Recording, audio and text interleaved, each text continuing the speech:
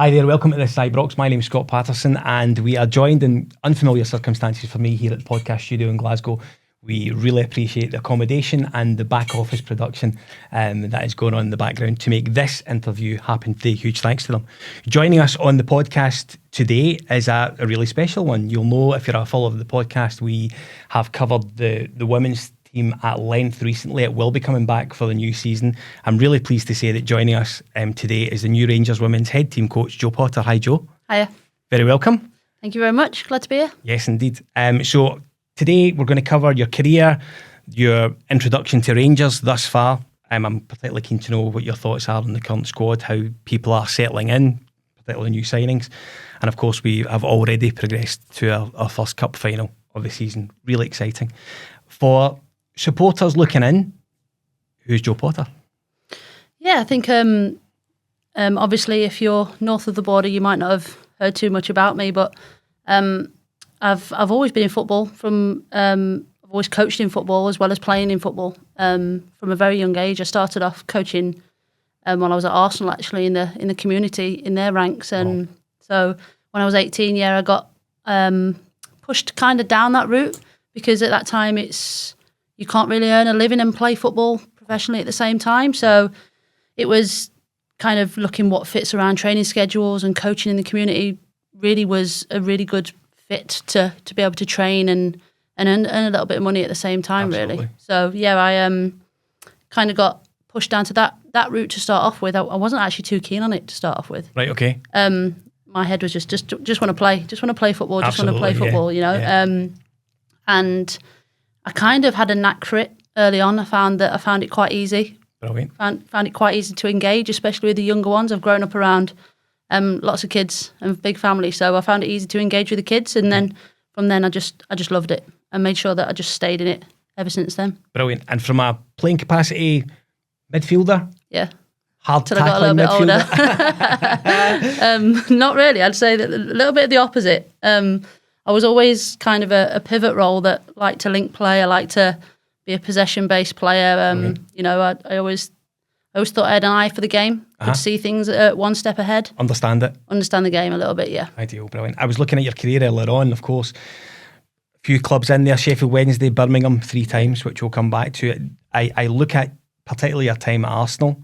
Now, I remember when I was growing up, some say I still am, Rachel Yankee was probably one of the headline players from a women's perspective in the game. What was it like playing with her? Because you were doing vying for maybe the same position. Yeah, it was strange because Yanks is about 6-7 years older than me. Yeah. So coming up, she was kind of the pin-up girl. Of course.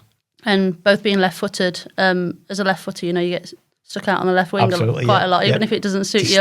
Yeah, just stay there. You're left-footed, you get out there. So yeah, it was somebody that I looked up to a lot. And you know what? Rach is one of the nicest people you'll ever meet. Yeah. There's even if you're fighting for the same position, there's no animosity there. She's great. She was always great to put an arm around your shoulder and bring you along the way with her. And you probably learned a lot from her at that point. I mean, did you say there's an age gap there, so you can't but maybe take things from her experience? Absolutely. It's just sitting back and learning and watching. And there was a little bit for me as well where I learned from a young age that I was sometimes trying to be too much like her. Right, okay. Even though we were totally, completely different players. Yeah. Rach was a dribbler. She could take people on 1v1 and get at people, had a lot of tricks and skills, whereas, you know, I was a very good crosser of the ball. Set pieces were my thing, and brilliant. I could get into a wide area and probably pick people out, and that's probably where my link came up with Julie Fleeting when I was there at Arsenal. Right, of course, yeah. Loved playing with her.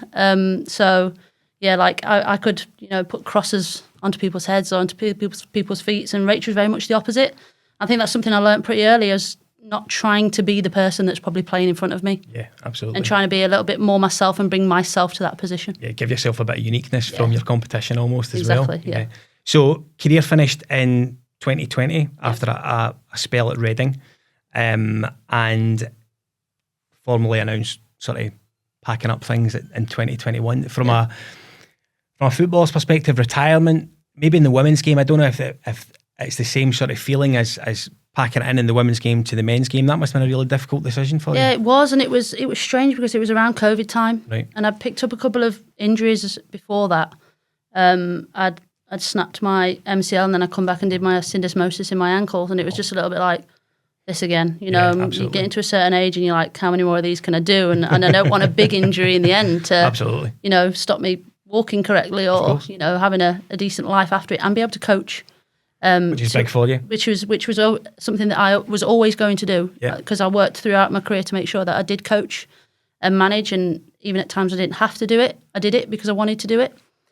So yeah, for me it was kind of COVID, injuries, and everything was kind of pointing me towards that time, and I wanted it to be a decision that I made for me, not that was made for me. Yeah, of so course. you know, I felt like the time was right, and I was happy with it, which is a big thing. I think you've got to be happy with that decision that you're making towards the end of your career. Absolutely. I can't let this pass. I'm in the company of a lioness. Huge deal, massive deal. Of course, you've been involved in the England setup since 2004 to 2018. 3 goals, north of 30 caps for your country. Huge pride. It's a big deal, that. Yeah, it's unbelievable, and it's just something that you can't really describe at times. Going to, you know, I'm seeing the World Cup that's happening at the moment, and you can empathise with the players, what they're feeling. Absolutely. And you know every emotion that they're going through. You know, when they stood singing the national anthem, what that means to them, and you still get goosebumps thinking about it. And I see it with the girls that go away with national camp for us. When they go away with Scotland, they've got immense pride, and you know they can't wait to go. They can't wait to go and represent their country and put on a show. And it's just something that it's really tough to describe, but something that you just keep with you for the rest of your life. Absolutely. One thing that struck me, you kind of waited a little while before you went into what is effectively a full-time coaching role, and the role came up for assistant head coach at Birmingham City Ladies. How did that come about? Because COVID was obviously sort of wreaking havoc with us all at that point. How did that role come around? Because that's obviously the role that's got you to where you are now. Yeah, it was Darren Carter, who's the head coach, who'd obviously another ex-player. Played at Arsenal, didn't he? He played at Birmingham as well, so he was an ex-player. Yeah. And you know, he's a big blue nose himself. So I think it was important for him that he wanted a female in with him too, somebody that knows the club, knows the pride of wearing the shirt, who can maybe come in and show the players how that's been there and done that, how it should be done. You know, he asked me very early on to come in and help, and it's actually something that we had a conversation about. I said I didn't want to be an assistant because I'd done it. I'd done it at Coventry, and I always knew that I wanted to be a head coach, and I didn't want to be an assistant for too long to get branded as an assistant. Of course. You know, sometimes when you stay in that role, it's very difficult to get out of. Absolutely.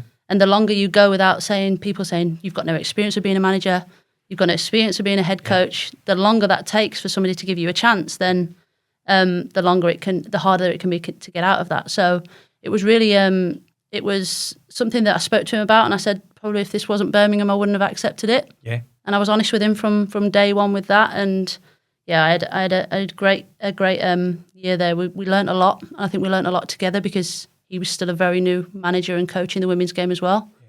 So it was a good journey for us both to learn along the way. And you've obviously got the emotional pull from being sort of in and out there, back and forward during your career. There's a bit of romance there as far as it's where you start your sort of managerial journey, hopefully a very successful one, of course.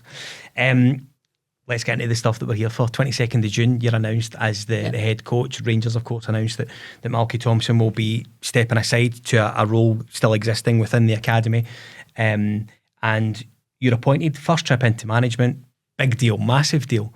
Why Rangers? And I know the easy answer is they're an institution, they're a big, huge club. Yeah. This is your first job in management. You're really dipping your toe into the hot water a little bit. Yeah, definitely. And it's not something that I wasn't aware of. I knew that was going to be the case, but I tend to work a lot of gut and a lot of feeling. And it's something that when it got brought up and when we had a few conversations, it's something I had a really good feeling about. Brilliant. And you know, you tend to work a lot of that as players, especially when that's what you know. This feels right, so I'm going to go with it. And you know, when sometimes a name or a club gets thrown at you, it's like, that kind of don't feel right. I'm not sure what it is. Sometimes you can't put your finger on it. But there was one thing that when Rangers got mentioned to me and when we had more and more conversations, it's something that just wouldn't go away. Right. Wouldn't go away in the back of my head. And I knew what a massive, massive club it was. Yeah. And a massive, massive role it is. And I know what it means. I know what it means to the country, to the fans, you know, to the girls, for the players that are at it. Because, as you said, I've had the same thing at Birmingham, so I've experienced that loyalty to the club.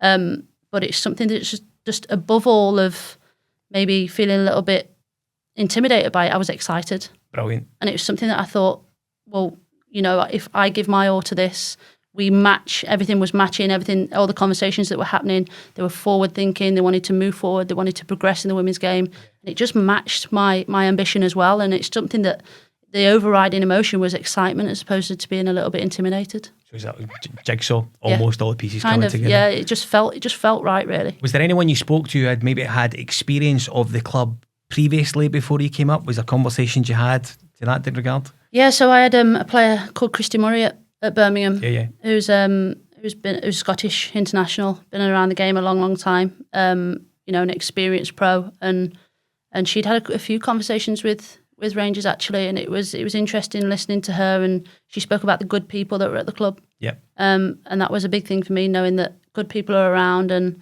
they're more about the people first than anything. And yeah, she just spoke about how they've progressed. They've got really good players as people as well. Good people involved at the club at the hierarchy level, which was, you know, is really music to my ears. Yeah, absolutely. I think your story's not too similar to previous England international who came up here for his first job and was successful. So I wish you all that similar degree of success for this year's coming. I think every head coach needs a real important assistant, and you've brought in Jay Bradford, who I know you know from Coventry previously. What does she bring to the role as an assistant to you in the first instance, which I think is really important, Absolutely. But as the person in between you and the girls, how important do you see her role this season? Yeah, well, she's coming in alongside Craig McPherson as well, which I think it's really important that we've got that dynamic of a three. Yep. I think sometimes when you have a two, you can miss things and you can get stretched a little bit. Because I've always been a coach that's been on the pitch, and I like to be heavily involved on the technical and definitely technical and tactical stuff. But I also know that there's things that you can miss by being so much into it. So I wanted to make sure that I didn't miss anything. And if I was missing something, we've got another two people there that can pick up on it. And I know Craig's got a very, very good relationship with the girls. They all love him. Absolutely. They think the world of him. So, you know, that already for me is a big tick in the box. He's a good player as well when he played. Yeah, and I can tell he's a lefty as well. Yeah, so indeed. both of us are lefties, you know, you can't beat that. So I think it was important, first and foremost, that Craig was still a part of that, and some familiarity for the girls, not too much change. Yeah. And for me, it was important for me to bring in somebody that knows me, knows how I work. And as you said, it's helping to translate those messages across, which sometimes there's a lot of players and a lot of staff members, and if you've got somebody else there that can help you do that and know how I work, and sometimes we only need to look at each other for it to know what I'm thinking. So that really helps. And you know, instead of having to maybe have a conversation, sometimes it's just a little bit of a look across the room, and she knows what I'm thinking. Do you think you'll use her as a sounding board as well? She's obviously got experience in managing at Coventry, and she'd done an interim role at Burnley for a small period of time as well. So I think while you've obviously got the great working relationship from a perspective of not becoming stuck, but if there's ever you're looking for some advice and maybe a situation that you're maybe just not sure of the answer, absolutely, she's good one to sound off of. Absolutely, and that's one thing I wanted to make sure, because I know Jay wouldn't just tell me what I wanted to hear. Yeah, absolutely. She wouldn't just say, yeah, okay, it's your decision. She'd always give me, play devil's advocate a little bit, or give me a different point of view, which is important for me. I don't think you can always have people around you that are just yes people. Yes, man. Yeah. I don't think you'll get anywhere. You'll get very far. Well, you might get somewhere in the short term, but long term, they won't have no legs behind it. So I think it's important that for me, I knew that Jay would bring that, and I knew that she'd bring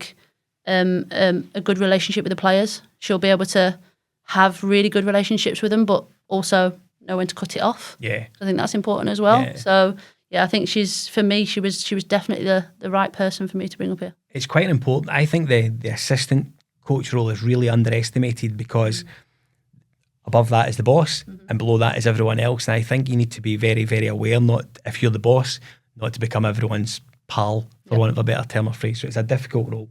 I'd like to move on to the current squad, if we can. For someone coming new into the role, as you have done, I just wonder how important it is to have guys like Nick Docherty, Rachel McLaughlin, Tess around the sort of the setup. Senior players, they may not thank me for saying that, but I think having them around and they've been involved in the previous couple of squads, it's important for you. You can rely on them almost as lieutenants. Definitely, and you can see that straight away. As soon as I walked in the door, they're wanting to improve, they're wanting to be better. And even as senior players, it's something that I've found out with your good senior pros. They're the first ones knocking on your door to say, help me. Brilliant. Help me first. Yeah. You know, a really good conversation with Tess that was like, I still want to improve. I don't want to, you know, be seen as this pro. And I was like, no, that's perfect. That was me. That was me towards the end of my career. Yeah. So, like I said, you can feel that sometimes what they've felt previously. So it definitely helps. But yeah, they're the first ones that will be the first to say, help me first, and then you help them, and then ultimately they'll help you, and they'll become, you know, the little bosses on the pitch that can get your views and your way of playing out there. Do you know, I think we had Tess Medag on the podcast before, and one of the things that fascinated me was her experience of in and around Europe and how she's played. She's obviously played in her homeland, she's played down south.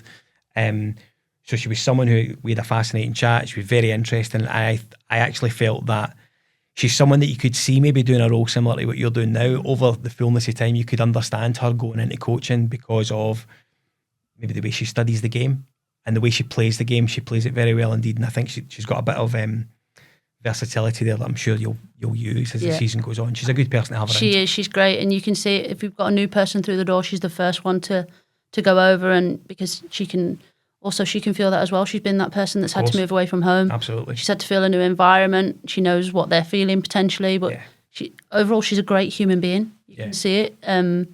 Ultimately, she's there to be a good player, but she's first and foremost a great person, and I can see definitely if that's the route that she wants to go down, I could easily see her fitting into that type of role as well. Brilliant. Pre-season usually sees new contracts come in left, right and centre, and indeed we've seen 3 announced just in the last sort of week to 10 days. Chelsea Cornet, Kirsty Howitt and Megan Bell. We'll probably speak about Megan a little later on. Those 3 I reckon will be probably quite important for you as the season passes. How important was it to get them sort of secured on for another year, 2 in some cases? Yeah, it was massively important for me. I think you can see the backbone of the team that show how important they are. You can see it in the dressing room, you can see in training. That was the first thing for me. Like, Chelsea's a great trainer. Yeah. She trains exactly how she plays. You get the same from her day in, day out, no matter. You wouldn't know if she's having a bad day.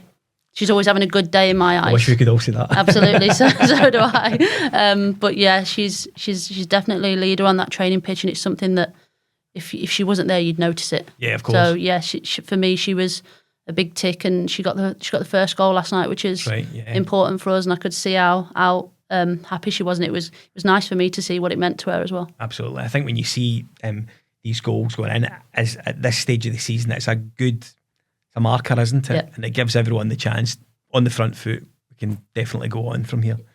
What about Kirsty Howitt? She obviously didn't miss much of last season, but the season before she got an ACL, if memory serves me right, at Celtic Park. So it's a big season for her, I think. Definitely. And the thing is with ACLs, sometimes when players come back from it, they think, oh, they're back and they're ready. But actually, after being out for 12 months, it's probably going to take them another 6 months to settle in and find their rhythm again, and, you know, find their lungs and find their legs again. Absolutely. And get their brain in tune with their legs. So I think she's had that now, and I think we're probably going to see a really good Kirsty this year, trying to get people around her that can help her along the way, because sometimes being that lone striker is really tough, and you can burden all that weight on your shoulders if you're not the one scoring. It can become quite heavy. So she's her own worst critic at times as well. So I want to try and to get her to accept that a little bit more and not too worry about making mistakes. And I think I'm hoping we're going to see Kirsty really kick on this year. Yeah, absolutely, 100%. We're quite fortunate at the moment that we've got a large squad of youth coming through. Of course, we've got 3 that jump into my mind straight away that have went professional in the last little while. Ailey Austin, Laura Berry and Mia Macaulay, who I thought was excellent yesterday when she came off the bench, I have to say. But into the bargain, we've obviously had Jodie McCleary and Kirsty McLean, who have, as far as I'm concerned, now cemented their place in the squad for you guys.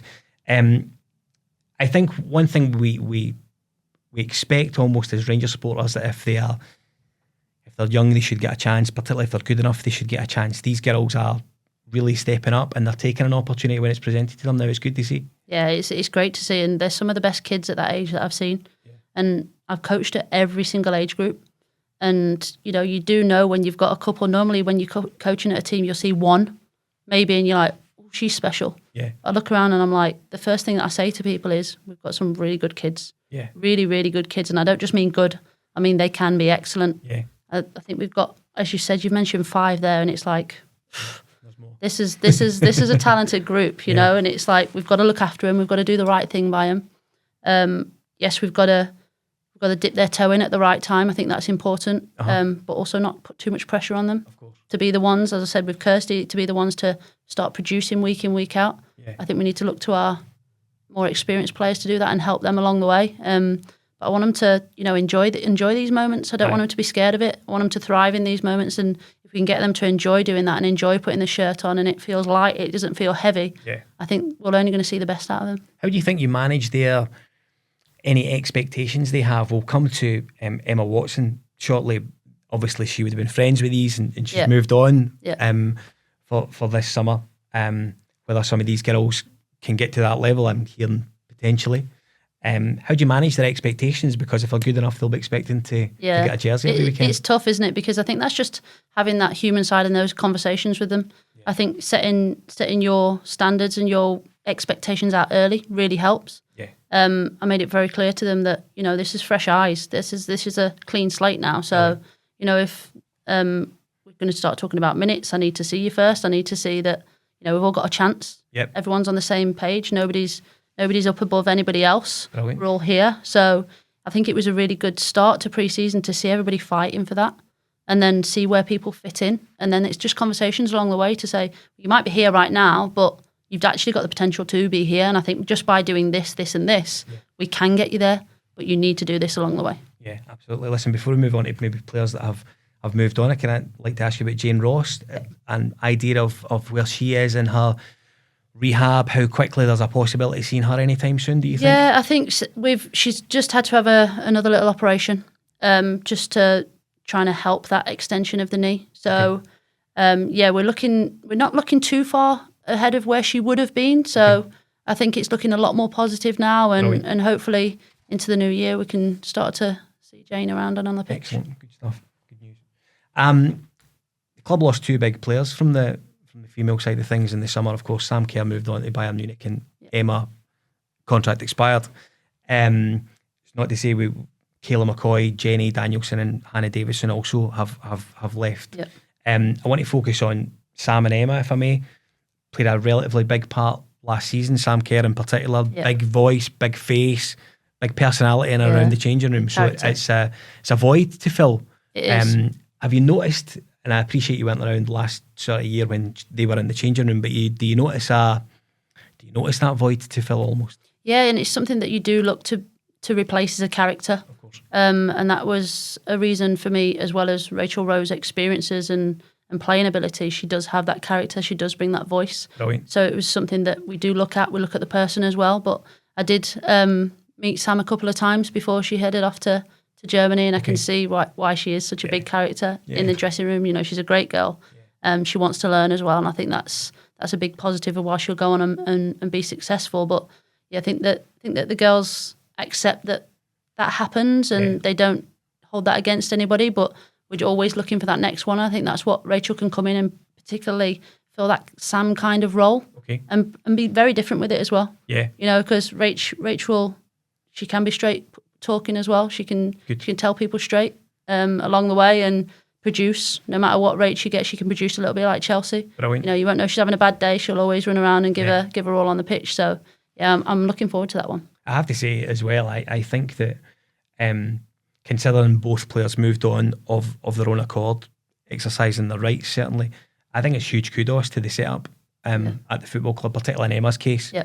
Because she's obviously been brought up, she's trained hard, learned hard, and I've no doubt she will go on to bigger and greater things wherever she does end up, and I think we understand where that may be. Brought in new players in the summer, of course. We've brought in Michelle Coulson from Anderlecht, we brought in Rio Hardy from Durham, and we brought in Rachel Rowe from Reading. Of each of these players, what can we expect? What's your, if you were to describe each of these players, how would you word them out to us? Well, she's great physically, 1v1. If people can get near her, she can dominate physically, which is a presence. It's big for us. I think if we want our players to be comfortable in a 1v1 battle. She definitely brings that. I spoke a little bit about Rachel Rowe, but she's an exciting player. Yeah. She can score a different amount of goals. If you look at her, she scored goals from outside the box, but she can also link and dribble and get in between pockets, and she's very dynamic. She's got a brain, she can see things and run beyond. Great. Which is exciting. And she's a bit of a hybrid player of everything, Rio. What I really like about her is she can use both feet, score with both feet, Great. Score with her head. She's strong, she's deceivingly quick. She links play really, really well. She's unselfish, which sometimes I wanted to, be a little bit more selfish. Yeah. But I think bringing her in, she'll just be sometimes that missing link, those 1 or 2 goals that in those moments that matter. Yeah. She's got that ability to be able to use both feet. She won't try and manipulate it too much just to get onto one foot. So you give her half a yard one way and she can score on the other one. You put it wide, she can score with her head. So she's got the size to match that. So yeah, it's I'm really excited about the 3 that we've brought in just to bring a little bit of difference to the team that we've already got. Is that your spending done for the summer? Maybe not. You've always got one eye somewhere else. But I'm not in a rush to just bring anyone in. I think that's the point. I don't just want to bring somebody in for the sake of bringing somebody in. It's got to be, the right attributes and the right person to add to the squad. Yeah, I think we often talk about in any sort of team, it's easy to refer to fit. And I think that when you're new in the door, it's really important that you don't have anyone in that's maybe going to upset the apple cart or anything like that. Absolutely, definitely. You bring in someone who's right. So as we record here in the podcast studio in Glasgow last night, we progressed into our first trophy of the season, Glasgow Cup progression.